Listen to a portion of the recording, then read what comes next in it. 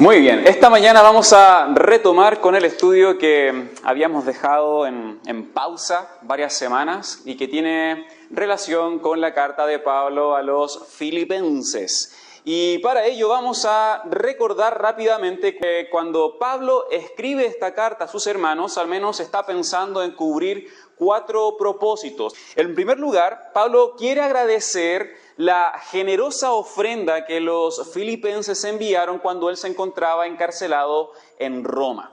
En segundo lugar, Pablo también quiere contarle a los filipenses cómo estaba él viviendo este tiempo de su encarcelamiento y también aprovecha de decirle que a pesar de las diferentes dificultades que estaba viviendo, él tenía gozo. Y tenía gozo porque el evangelio estaba avanzando inclusive cuando él estaba en la cárcel. En tercer lugar, Pablo también les escribe a sus hermanos con el propósito de explicar la razón por la que Epafrodito tuvo que regresar a Filipos. Y recordemos que Epafrodito fue el miembro de la iglesia de Filipos designado para tomar la ofrenda que la iglesia reunió y caminar muchos kilómetros hasta donde estaba Pablo, unos 1.300 kilómetros aproximadamente, de Filipos hasta Roma para entregar esta ofrenda y también servir a Pablo. Pero sucedió que en la medida que estaba sirviendo, también Epafrodito se enferma, estuvo a punto de morir y por lo mismo esta preocupación que generó en Epafrodito y en Pablo, que los filipenses supieron que estaba enfermo, al final decidieron por enviar a Epafrodito de regreso y eso es lo que Pablo también le explica a sus hermanos. Y finalmente, en cuarto lugar, Pablo escribe a sus hermanos con la decidida intención de animarlos. Él había escuchado, probablemente de parte de Epafrodito, que los miembros de la iglesia en Filipos estaban padeciendo distintas aflicciones, esto porque estaban predicando el evangelio, también habían ciertas rencillas entre ellos, así que Pablo decide animarles a disfrutar el gozo, pero no un gozo según lo que el mundo ofrece, sino este gozo que viene como resultado de la unidad y la participación o la koinonía en el Evangelio, la predicación del Evangelio. Y de hecho, llegando a este punto, tenemos que recordar que la carta de Pablo a los filipenses, a pesar de no ser una carta extensa, sí hay varios temas que Pablo aborda. Ahora, el hilo conductor o la temática que une todos los demás temas es precisamente este tema, que es la unidad y la koinonía en el Evangelio producen gran gozo. Se ha dicho que la carta de Pablo a los filipenses es la carta del gozo. Sí, está bien, Pablo habla mucho acerca del gozo, pero no habla del gozo como si fuese un estudio acerca de la palabra etimológicamente hablando, no, sino que él está tratando el tema del gozo desde esta perspectiva. Hermanos, gocen de la unidad que Dios ha comprado a precio de sangre y también participen del avance del Evangelio, de todas las bendiciones que tiene el Evangelio de la gracia, y esto va a producir en ustedes gran gozo. Así que esa es la idea. La unidad y la koinonía en el Evangelio producen gran gozo. Ese es el tema que unifica toda la carta. Habiendo dicho estas cosas, ahora sí, vamos a volver a nuestras Biblias y voy a volver a leer el capítulo 3. Esto por 2 razones, porque nos ayuda a retener mejor todo lo que Pablo escribe y también para que quede grabado la lectura del capítulo. Así que estamos en Filipenses capítulo 3, búsquenlo allí en sus Biblias y yo voy a dar lectura a cada uno de los versículos. Así dice la palabra de Dios partiendo del versículo 1. Por lo demás, hermanos, gozaos en el Señor. A mí no me es molesto el escribiros las mismas cosas y para vosotros es seguro. Guardaos de los perros, guardaos de los malos obreros, guardaos de los mutiladores del cuerpo, porque nosotros somos la circuncisión, los que en espíritu servimos a Dios y nos gloriamos en Cristo Jesús, no teniendo confianza en la carne. Aunque yo tengo también de qué confiar en la carne. Si alguno piensa que tiene de qué confiar en la carne, yo más. Circuncidado al 8º día, del linaje de Israel, de la tribu de Benjamín, hebreo de hebreos. En cuanto a la ley, fariseo. En cuanto al celo, perseguidor de la iglesia. En cuanto a la justicia que es en la ley, irreprensible. Pero cuantas cosas eran para mi ganancia, las he estimado como pérdidas por amor de Cristo. Y ciertamente aún estimo todas las cosas como pérdida por la excelencia del conocimiento de Cristo Jesús, mi Señor, por amor del cual lo he perdido todo y lo tengo por basura para ganar a Cristo.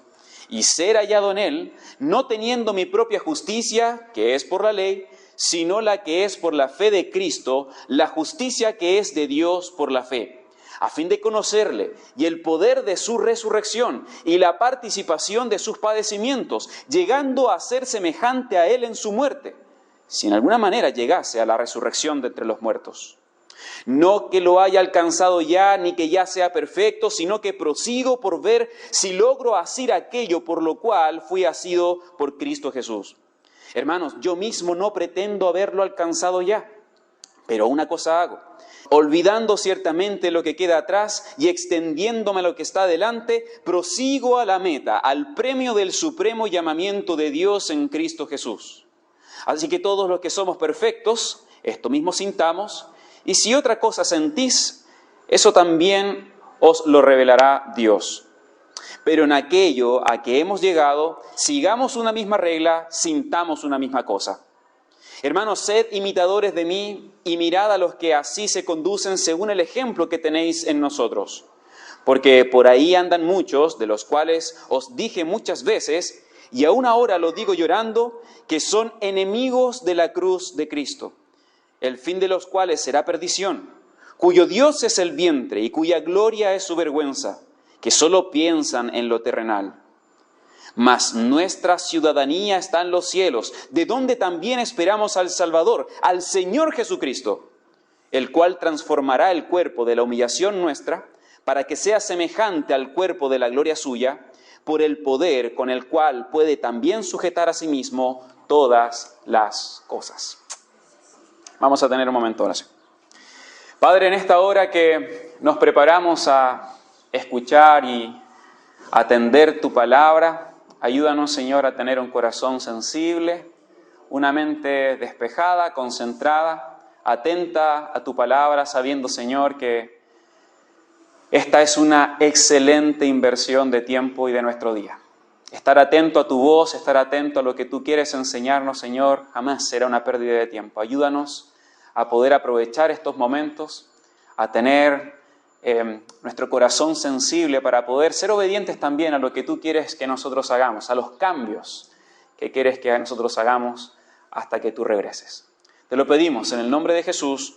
Amén. Bien, la última vez que nosotros estuvimos estudiando esta carta, llegamos hasta el verso 11 de este capítulo 3. Y como repaso de algunas cosas que nosotros estuvimos estudiando las últimas veces, en primer lugar podemos recordar que Pablo está exhortando a los filipenses a gozarse en el Señor.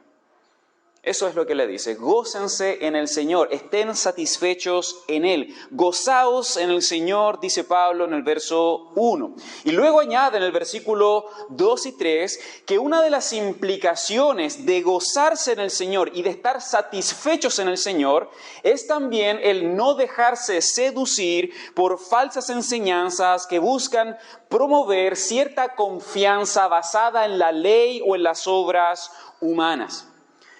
Si ustedes están gozando en el Señor y están satisfechos en el Señor, entonces también cuídense de no dejarse seducir por algunos falsos maestros que estaban intentando infiltrar sus errores en la iglesia, de modo que las personas, los creyentes, confiaran en su salvación o confiaran que su salvación dependía de una marca en el cuerpo o de cierta obediencia a la ley. No, hermanos, guárdense de estas cosas, les dice Pablo.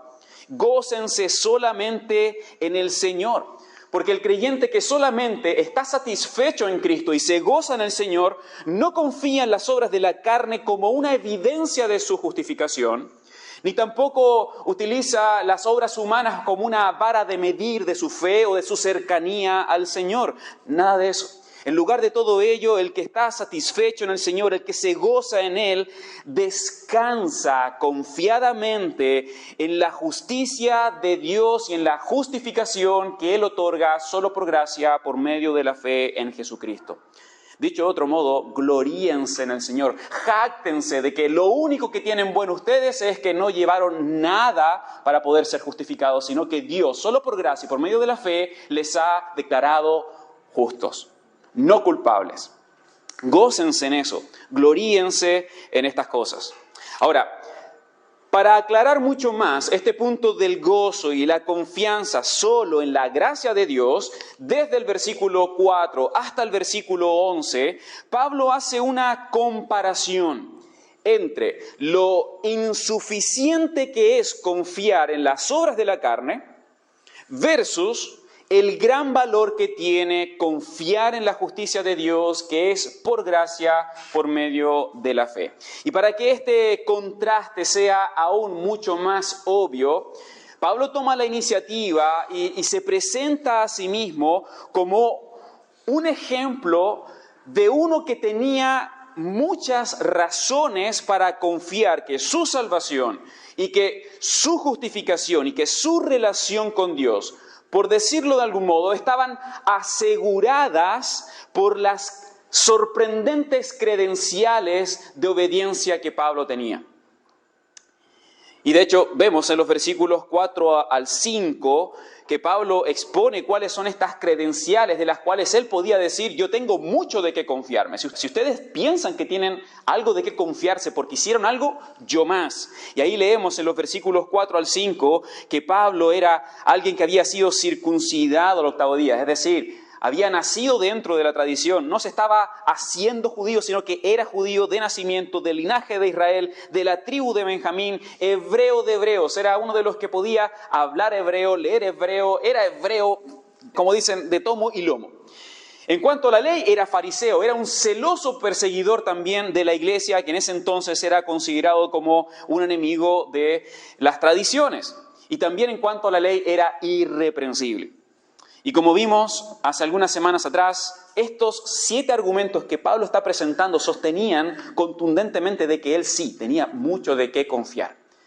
Mucho de qué confiar. Sin embargo, hermanos, el apóstol no está hablando aquí de sus credenciales en la carne solamente para lucirse, sino que lo que él está haciendo en realidad es decir rápidamente que a pesar de todas estas credenciales, en el Evangelio de la Gracia, él encuentra una verdad mucho más gloriosa.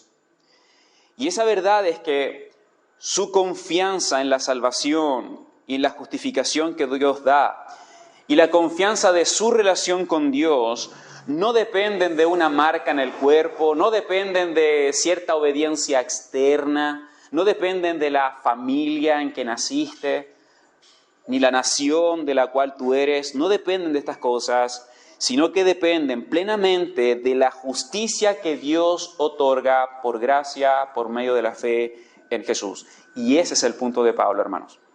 La confianza de nuestra salvación, de la tuya, de la mía, dependen de la justicia de Dios, que es por gracia, por medio de la fe en Jesús. Nada más. Nada más, nada tiene más valor que eso. Así que, en respuesta a este don glorioso de la gracia de Dios, en que Él no trajo nada delante de Dios para ser justificado, sino que todo fue por gracia, por medio de la fe, en respuesta a esto, en los versículos 7 al 11, Pablo escribe a modo de resolución, como una determinación para su vida, de que nada tiene más valor que Jesucristo.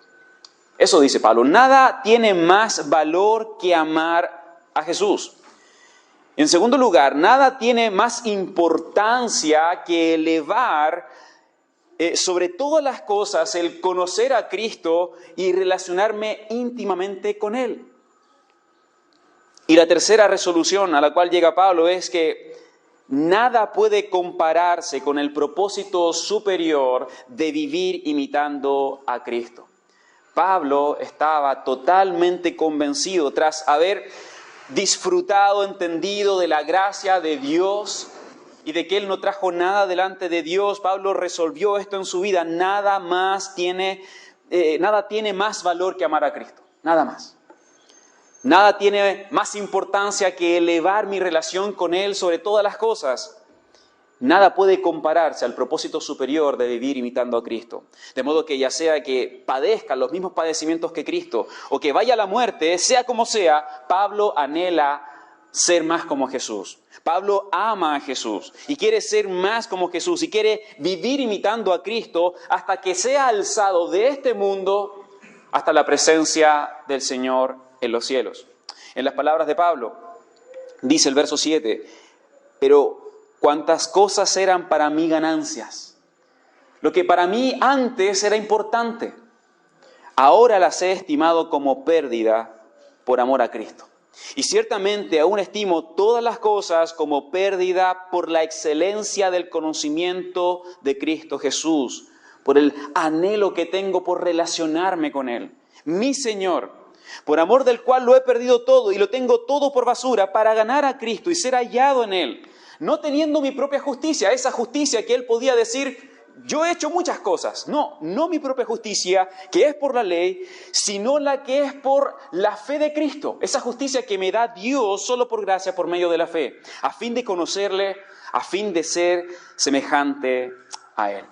Así que, como estamos recordando, claramente el deseo del apóstol en estos 11 primeros versículos es que sus hermanos se gocen en el Señor, que estén satisfechos en Él, que se asombren de la belleza del Evangelio, este Evangelio de gracia que Dios nos ha dado y la salvación que nos ha otorgado por medio de Jesús. Gócense en el Señor y gócense, si es posible, de la misma manera que yo, dice Pablo, de la manera que yo me gozo en el Señor, siendo capaces inclusive de abandonar toda clase de confianza terrenal y de aspiraciones temporales para gloriarse solamente en Jesucristo y en la justicia que Dios otorga por medio de la fe en Él. Hermanos, gócense en el Señor. Y lo dice una vez y otra vez, porque como leímos al principio del versículo 3, no tiene ningún problema. Pablo no tiene ningún problema de repetir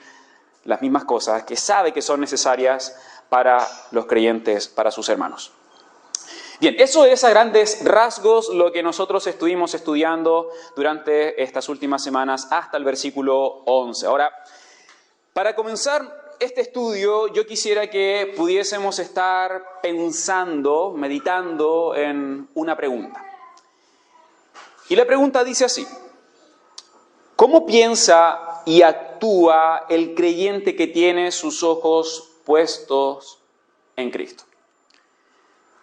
¿Cómo piensa? ¿Qué tiene en su mente? ¿Cómo son sus acciones? ¿Cómo son las acciones de aquel creyente que tiene sus ojos puestos en Cristo? No en este mundo, no en lo que él anhela o lo que él desea, sino en Cristo, su Salvador, su Señor. Y hermanos, me gustaría que nosotros estemos pensando en esta pregunta porque lo que va a hacer Pablo a continuación, de alguna u otra manera, es exponer algunos ejemplos de cómo luce el andar de un creyente, un discípulo de Cristo que ha alcanzado la suficiente madurez espiritual como para hacer evidente que tanto sus pensamientos como sus acciones están centrados en Cristo. Eso es lo que Pablo va a hacer a continuación. Va a exponer el ejemplo, se va a presentar a sí mismo como ejemplo de un creyente que ha alcanzado la suficiente madurez espiritual como para hacer evidente que sus pensamientos, las ideas, lo que él siente y sus acciones están concentrados, están enfocados en Cristo. Ahora, vamos a ver también que Pablo está presentando este ejemplo porque tiene el interés de que sus hermanos puedan vivir también de esta manera. Pueden estar enfocados en Cristo, pueden estar pensando en el Señor, puedan estar viviendo en conformidad al conocimiento que tienen de Jesús. Y a su vez, hermanos, ya que Pablo está haciendo estas cosas, por extensión, nosotros también deberíamos ser desafiados a esto mismo. A preguntarnos qué estamos pensando, cómo estamos haciendo. ¿Están nuestros ojos puestos en Cristo? ¿Están nuestros ojos puestos en el Señor? Muy bien, vamos al texto y vamos a comenzar con algunas cosas que Pablo dice respecto a su propia vida, en cuanto a cómo piensa y actúa el creyente que tiene sus ojos puestos en Cristo. Y vamos a leer nuevamente el versículo 12 al 14. Dice: no que lo haya alcanzado ya, ni que ya sea perfecto, sino que prosigo por ver si logro asir, esto es tomar firmemente, sino que prosigo por ver si logro tomar, aferrarme a aquello para lo cual también fui tomado por Cristo Jesús. Hermanos, yo mismo no pretendo haberlo alcanzado, pero una cosa, olvidando ciertamente lo que queda atrás y extendiéndome a lo que está delante, prosigo la meta al premio del supremo llamamiento de Dios en Cristo Jesús.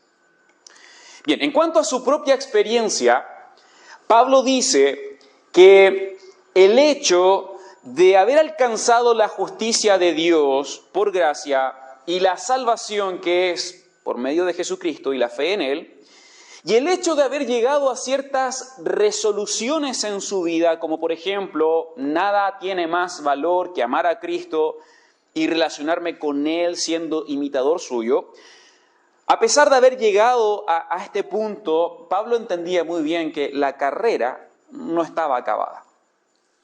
Pablo entendía muy bien que ese no era el fin de todo. Pablo sabía muy bien que él no había alcanzado ya un pleno conocimiento de Jesús, ni que ya había experimentado toda la plenitud de la relación que tenía o que quería tener con su Salvador. No, hermanos. El hecho de haber sido alcanzados por Dios para salvación no significa que la carrera cristiana terminó. El hecho de que nosotros hayamos sido alcanzados por Dios para salvación no significa que ya estamos listos. Lo único que tenemos que esperar ahora es que el Señor venga y... No, recién acaba de comenzar la carrera. Recién acaba de comenzar la carrera. Y de hecho Pablo dice en el versículo 12 que él, aún aventajando en madurez espiritual a muchos cristianos, él ni siquiera podía decir que había alcanzado un pleno conocimiento de Jesús. Y Pablo sí tuvo experiencias que otros creyentes no tuvieron en cuanto a su relación con el Señor. Pero aún así él podía decir, yo no he alcanzado ese conocimiento que quiero alcanzar. De hecho, ni siquiera soy perfecto. Y perfecto en el sentido moral, en el sentido de que él ya está glorificado, que ya no hay pecado en su vida. Yo no soy perfecto, dice Pablo. Yo no he alcanzado un conocimiento pleno de Jesús, ni soy perfecto. Y lo dice, hermanos, porque él sabe, Pablo sabe que tanto esa ausencia de pecado en su vida como la plenitud del conocimiento de Dios, de Jesús, en relación perfecta con Él, no se dará sino hasta cuando Cristo le levante de este mundo y se encuentre con Él en los cielos cara a cara. Hasta ese momento, entonces, Él no va a tener el conocimiento que quiere tener o la experiencia, esta comunión con Dios como quisiera, y hasta que no suceda eso, su cuerpo todavía va a estar expuesto al pecado, al dolor, etc. Así que Pablo todavía no había alcanzado la excelencia del conocimiento de Cristo ni la perfección, porque todas estas cosas estaban reservadas para cuando él se encuentre con Cristo. Pablo tenía la convicción, estaba seguro que él un día iba a encontrarse con su Señor. Sí o sí, iba a encontrarse con su Señor. Y que cuando esté cara a cara con Él, entonces iba a ser transformado, como leíamos en el versículo 21. Nuestra ciudadanía está en los cielos y de allá mismo el Señor nos va a llamar para que podamos presentarnos delante del Señor y este cuerpo de humildad que tenemos va a ser transformado, de modo que vamos a ser semejantes al cuerpo de la gloria del Señor. Así que Pablo no dudaba que un día iba a estar delante de la presencia de Cristo. Ahora, tal vez diciendo esto podríamos hacernos la siguiente pregunta. Este hecho de que los creyentes vamos a estar delante del Señor, sí o sí, Y que sí o sí vamos a ser transformados y que sí o sí el Señor va a acabar aquella obra que comenzó, porque como leíamos al principio de la carta, aquel que comenzó la buena obra en ustedes la perfeccionará, esa es una verdad. Este hecho de que sí o sí estaremos delante del Señor es una razón para que los creyentes vivamos una vida cristiana pasiva. Me explico. ¿Será que nuestro futuro encuentro con Cristo es una razón para no esforzarnos en nuestro presente andar cristiano? Después de todo, dirá alguno, nosotros ya somos salvos, ¿o no? Después de todo, el Señor ya lo prometió, y lo que el Señor ha prometido va a suceder. ¿Vamos a encontrarnos con Cristo? Sí. Y todos los que han creído en el Señor van a encontrarse con el Señor y van a ser perfeccionados y van a ser glorificados. Esta es una razón, entonces, para ser flojos en nuestra vida cristiana. Si todos vamos a llegar a la meta, ¿importa el cómo corro? Después de todo, en este mundo, en este tiempo, en este cuerpo, no vamos a dejar de pecar. Y tampoco vamos a alcanzar aquello que queremos alcanzar en cuanto a imitar a Jesucristo como deseamos. No lo vamos a hacer. ¿Es necesario esforzarse tanto? Nos podemos preguntar, ¿no? ¿Es necesario esforzarse tanto? Cuando pensaba esta pregunta, debo reconocer, hermanos, que hay cierta lógica detrás de esto. Una lógica bastante carnal, ¿sí? Pero hay cierta lógica. Hay una cierta lógica en el hecho de que, ya que nuestra salvación está garantizada y nuestra glorificación va a ocurrir sí o sí, y Dios nos va a tomar de la tierra y nos va a llevar al cielo, y esto va a suceder, entonces, podríamos llegar a decir, entonces, no es necesario estar tan apurados. Pero fuera de esa lógica que, como dije, es bastante carnal, fuera de eso, me temo que tomar la vida cristiana de manera pasiva y vivir sin esforzarse por conocer a Cristo o imitar a Cristo o seguir su ejemplo es una clara demostración de inmadurez. Es una clara demostración de inmadurez espiritual. Es una clara demostración de falta de amor a Cristo. Es una clara demostración de falta de entendimiento de la grandeza de la salvación, por no decir otras cosas. Hermanos, ser flojos en nuestra vida cristiana es una demostración de que no se está pensando ni actuando en conformidad a la gratitud que todo creyente debe tener debido a la tremenda obra que Jesucristo hizo por nosotros. Ahora, tampoco estoy diciendo que los creyentes tenemos que correr nuestra carrera como intentando alcanzar la salvación. No estoy diciendo eso, porque la salvación nos ha sido dada por gracia y nada nos podrá quitar de las manos del Señor cuando Él nos ha tomado. Nada. Así que no estoy diciendo que tenemos que esforzarnos por agarrar la salvación porque se nos está yendo. No estoy diciendo eso. Sino que yo estoy hablando más bien de correr y de esforzarnos según el pulso de la nueva vida que Dios nos ha dado en Cristo. Y piensen que cuando el Señor nos llamó y ese poder que operó en nuestro ser, aquel mismo poder que Dios utilizó para resucitar a Cristo de la muerte, ese mismo poder comenzó a operar en nuestras vidas y ese poder nos está llevando desde la salvación hasta el momento de la glorificación. ¿Ustedes piensan que el Señor nos empujó suavemente?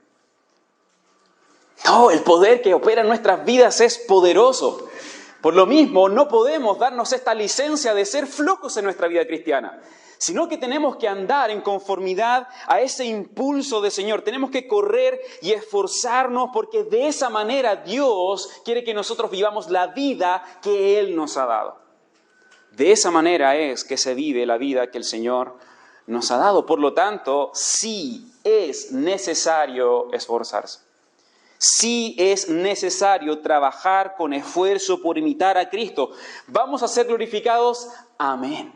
¿Vamos a encontrarnos con el Señor? Por supuesto que sí. ¿El Señor va a acabar la obra que comenzó en nuestras vidas? Por supuesto que sí. Eso debería ser un aliento para nuestras vidas, para esforzarnos cada día para imitar a Cristo. No para descansar en el hecho de que, bueno, un día el Señor va a perfeccionarme, yo por mientras voy a dedicarme a mis cosas. No. Deberíamos esforzarnos cada día para poder vivir por aquel propósito que el Señor nos ha llamado y nos ha salvado. Y de hecho, Pablo dice en estos versículos 12 al 14 que a pesar del tiempo que faltaba para su encuentro con el Señor, a pesar de eso, él se esforzaba cada día por vivir en conformidad al llamamiento de Dios y la meta de ser más como Cristo. Y para ilustrar esta idea, el apóstol utiliza una metáfora que nosotros conocemos muy bien y también una metáfora que los filipenses conocían muy bien, y una metáfora relacionada con el deporte, con la carrera de velocidad. Y Pablo habla de sí mismo como un corredor, probablemente un corredor que va a la cabeza y que está esforzándose al máximo en cada metro que avanza. Él está totalmente comprometido con lo que está haciendo. Estoy corriendo, me estoy esforzando en llegar a la meta, dice Pablo.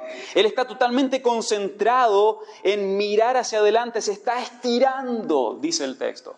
Él se estira con todo su cuerpo hacia adelante, totalmente despojado de todo lo que podría ser una distracción.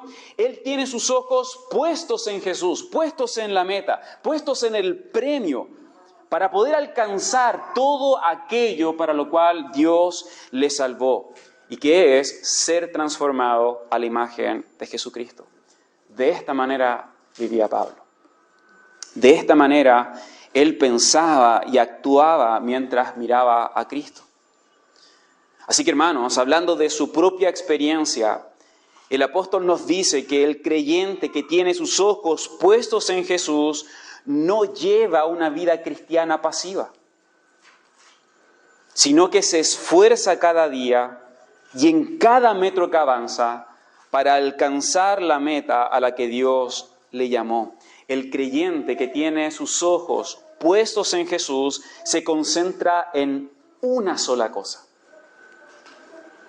en una sola meta. Tiene un solo Señor.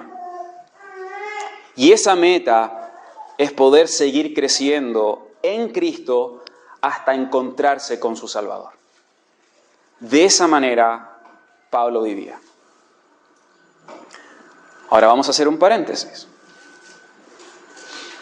para poder hacernos esta pregunta. Hermano, hermana, ¿cuántas metas tienes en tu vida? ¿Cuántas cosas estás haciendo que te están distrayendo de mirar a Cristo? ¿Es tu meta crecer en Cristo? ¿Es tu meta seguir creciendo hasta encontrarte con tu Señor en los cielos? Hago estas preguntas porque no me deja de llamar la atención esta frase de Pablo que dice: yo mismo no pretendo haberlo alcanzado ya, es decir, la carrera no ha terminado, pero una cosa hago, yo mismo no pretendo haber alcanzado esta madurez como para poder ser como Cristo, yo no lo pretendo, pero una cosa hago. Y la semana pasada yo estaba escuchando a un predicador que hablaba de este mismo pasaje y él decía algo más o menos así: los creyentes no corremos estirándonos completamente hacia la meta, que es Cristo Jesús, porque tenemos demasiadas distracciones. Los creyentes tenemos demasiadas metas. Los creyentes tenemos demasiadas tareas, demasiadas cosas por hacer. Tenemos demasiados señores. Queremos alcanzar un poco más de privilegio laboral, queremos alcanzar cierto grado académico, queremos vivir ciertas experiencias, queremos cerrar ciertos negocios, queremos viajar, queremos aprovechar la vida, queremos terminar otra serie de Netflix. Queremos comprar esto, queremos comprar aquello, etc. Los creyentes tenemos muchas metas. Tenemos muchas distracciones. Y ustedes saben perfectamente que no se puede correr hacia adelante mirando hacia atrás. Nos tropezamos. Y para agravar más este asunto, este mundo que nos rodea está perfectamente diseñado para entretener nuestra carne y entretener nuestro corazón. Y vaya, que nuestro corazón y nuestros ojos son fáciles de entretener, ¿o no? Sin embargo, Pablo, como uno de los creyentes que tenía sus ojos puestos en Cristo, dijo, pero yo una cosa hago. Y no estamos diciendo de que Pablo no tenía nada más que hacer en su vida. Estamos hablando, hermanos, de determinación. Estamos hablando de compromiso, estamos hablando de determinación en pensamientos y acciones. Una cosa hago, olvidándome lo que queda atrás, que son distracciones, me extiendo hacia adelante, prosigo a la meta. Y eso es lo que Pablo hacía, proseguir a la meta. Un discípulo que mira a Cristo se esfuerza y se extiende por alcanzar el propósito de ser más como su Señor. No presenta excusas, no es flojo en la carrera, sino que se esfuerza por ser más como su Señor. Y esa era la determinación de Pablo. Esa era la determinación de Pablo. De esta manera pensaba y actuaba en su día a día. Una cosa hago, prosigo a la meta, al premio del supremo llamamiento de Dios en Cristo Jesús. Y voy a obtener el premio. El premio es cuando yo me encuentre con el Señor, pero mientras tanto voy a correr con esfuerzo. Y nos podemos preguntar, ¿y tú, hermanos, y yo? Nosotros, al parecer nosotros tenemos muchas distracciones, ¿o no? Tenemos tantas distracciones que no estamos corriendo y no estamos estirándonos muchas veces completamente hacia la meta que es Cristo. Estamos demasiado distraídos. Tenemos demasiadas metas. Tenemos demasiados señores. Tenemos demasiadas cosas que hacer. Ahora, con esto no estoy diciendo, hermanos, si ustedes lo saben, no estoy diciendo de que todos tenemos que dejar de hacer todo, renunciar a todos nuestros compromisos y irnos a la montaña, de cabeza a la Biblia, a orar.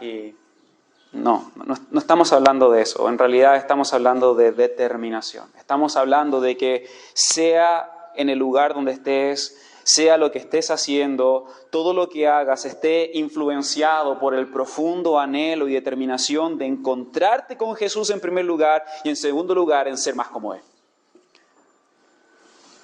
¿Estamos pensando en nuestro encuentro con el Señor? ¿Estamos anhelando encontrarnos con Él?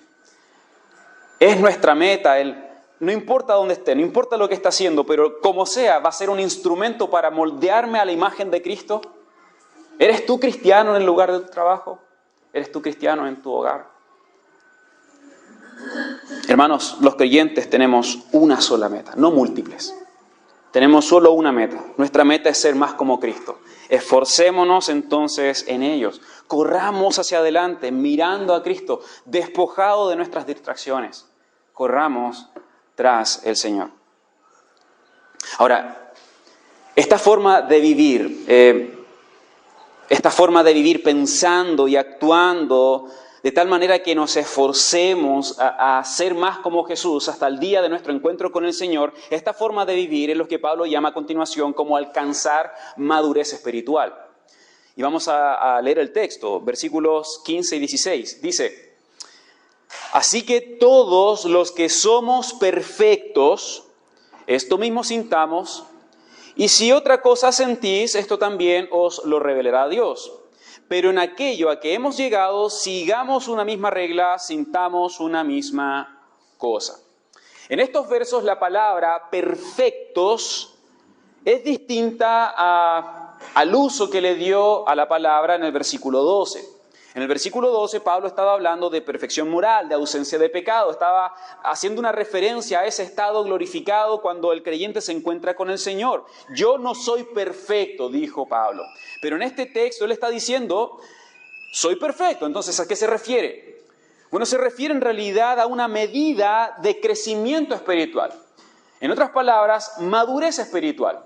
Todos aquellos que hemos llegado a cierta medida de crecimiento espiritual o madurez espiritual que está caracterizada por pensar y actuar enfocado en Cristo, todos los que hemos llegado a esta medida, entonces sigamos adelante. Eso es lo que está diciendo Pablo. Todos los que hemos llegado a esta madurez espiritual de pensar y actuar enfocado en Cristo, determinados en alcanzar la meta, sigamos adelante. Así que a eso se refiere cuando Pablo dice, y todos los que somos perfectos, sintamos lo mismo. Vamos adelante, unánimes. En otras palabras, hermanos, esforcémonos en este mismo pensamiento y determinación de ser día tras día como Jesús hasta que estemos delante de su presencia. Unámonos en esta misma idea. Ahora bien, también Pablo reconoce en este pasaje que van a haber algunos que no estarán de acuerdo con Pablo, que no verán necesaria o como demasiado urgente esta determinación que Pablo está señalando. Bueno, Pablo entiende perfectamente de que no todos los creyentes vamos a llegar al mismo tiempo a la misma madurez espiritual. Y ustedes saben perfectamente, en esta misma sala hay distintos hermanos, distintas experiencias, distintos niveles de madurez espiritual. Algunos están más maduros, otros están menos maduros, otros están luchando con las mismas distracciones, que llevan años luchando. Pero sea como sea, no todos estamos en la misma madurez espiritual. No vamos a alcanzar todos la misma madurez al mismo tiempo. Y Pablo sabía de esto y por lo mismo en el versículo 15 él señala que él confía entonces que Dios se encargará de revelar esto que es muy importante a todos los hermanos. Pablo no estaba interesado en utilizar, en este momento al menos, utilizar su autoridad apostólica para decirles, miren, ustedes, yo como enviado de Cristo, tienen que crecer, tienen que seguir esto. No, Pablo descansa en el Señor en este sentido. Dice, y si otra cosa sentís, esto también lo revelará Dios. Pablo confiaba que Dios se encargará de enseñar a sus hijos las verdades que ellos necesitan atender y obedecer para crecer espiritualmente. Así que si alguno de nosotros, después de estar escuchando estas cosas, inclusive dice, sí, entiendo acerca de esto del cristianismo, pero no creo que uno tenga que estar totalmente comprometido. Uno puede tener otras metas. Si alguno de nosotros piensa eso, las palabras de Pablo son, bueno, el Señor te ayude a entender esta verdad. Es necesario. Todo creyente debe correr, esforzándose hacia adelante, día tras día, hasta llegar a Cristo. Pero si piensas otra cosa, que el Señor te ayude a entender estas verdades. Y después concluye diciendo, pero aún así, todos los que hemos llegado a esta madurez, sintamos una misma cosa, sigamos una misma norma, pensemos lo mismo, estemos alineados, dice Pablo. Y de hecho, creo que una buena ilustración para esto es lo que probablemente muchos vieron hace algunos días atrás en la parada militar, donde se ven a todos los soldados alineados, marchando en una dirección, todos juntos, inclusive mirando hacia la misma dirección. Bueno, de eso está hablando Pablo. Ustedes deben estar alineados. Los creyentes que hemos alcanzado esta madurez, que entendemos la importancia de imitar a Cristo día tras día y esforzarnos en esto, entonces unámonos, sigamos adelante, pensemos lo mismo, pensemos en nuestro propósito, sigamos una misma forma de actuar. Todos los que hemos alcanzado la suficiente madurez espiritual como para hacer notorio que tanto nuestros pensamientos y acciones están centrados en Cristo, vamos adelante. Vamos adelante, sigamos esforzándonos, sigamos trabajando juntos, hombro a hombro, mirando a nuestro Señor. Hay muchas cosas más que yo quisiera compartir, hermanos, con ustedes acerca de este texto, pero yo quisiera terminar esta idea pensando en algunas cosas que vemos en los versículos 20 al 21. Vamos a leer y después voy a hacer la referencia con las ideas con las que quiero terminar. Dice el texto: mas nuestra ciudadanía está en los cielos, de donde también esperamos al Salvador, al Señor Jesucristo, el cual transformará el cuerpo de la humillación nuestra para que sea semejante al cuerpo de la gloria suya, por el poder con el cual puede también sujetar a sí mismo todas las cosas. Hermanos, el pensar y el actuar del creyente que tiene su vista en Cristo está influenciado por una determinación tal de seguir adelante, de seguir hasta la meta. Y mientras avanza, ese creyente que ha alcanzado esta madurez espiritual de estar mirando a Cristo, pensando en Él y actuando en conformidad al conocimiento que tiene, en la medida que avanza, este creyente está seguro de que Dios le ha rescatado para sí. Y está seguro de que Dios le ha llamado a vivir en conformidad al andar de Cristo. Y está seguro que Dios le ha sacado de este mundo y que le ha dado una nueva identidad y que le ha puesto en una nueva familia, que es la familia espiritual, e inclusive le ha dado una nueva nacionalidad, donde Él ahora pertenece al reino de los cielos. Nuestra ciudadanía está en los cielos, dice Pablo. El hermano que está pensando en Cristo, que está enfocado en Cristo, está atendiendo estas cosas, está seguro que Dios le ha sacado de este mundo y que no solamente le ha dado promesas, sino que un día se encontrará con el Señor en los cielos. Esas son las cosas que piensa alguien que está mirando a Cristo y que está actuando en conformidad con ello. Un día el Señor transformará el cuerpo de nuestra humillación para ser semejantes al cuerpo de la gloria de Cristo. Y esto, hermanos, no es para flojear. Esta verdad no es para que nosotros digamos, bueno, ya que va a suceder, entonces da lo mismo lo que haga. Todo lo contrario, deberíamos sentirnos impulsados por seguir viviendo cada día para aquel propósito por el cual el Señor nos rescató. Debería ser ese nuestro impulso y por lo tanto la pregunta, ¿de qué manera estamos viviendo ahora, en estos días? Es una pregunta que tenemos que hacernos. Hermano, hermana, ¿de qué manera estás viviendo? ¿De qué manera estoy viviendo esperando el regreso de Cristo? ¿Estamos viviendo así como Pablo corría? ¿Estás alejando tu vista de Cristo con diversas distracciones? ¿Está tu corazón lleno de pensamientos, metas, deseos, lejos de ser más como Cristo? ¿Cuál es tu meta? ¿Tienes múltiples metas? ¿Cuál es tu meta? ¿Te has dejado distraer por tantas cosas que ha afectado tu determinación por mirar a Cristo? ¿Estás pensando y actuando como aquellos creyentes maduros que miran a Cristo y anhelan su regreso? Vamos a tener un momento de oración.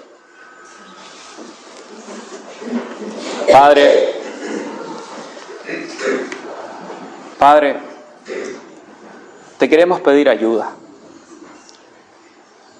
Te queremos pedir que nos ayudes a tener aquella misma determinación que Pablo y otros tuvieron cuando vivían en este mundo esperando tu regreso. Pablo escribió: una cosa hago,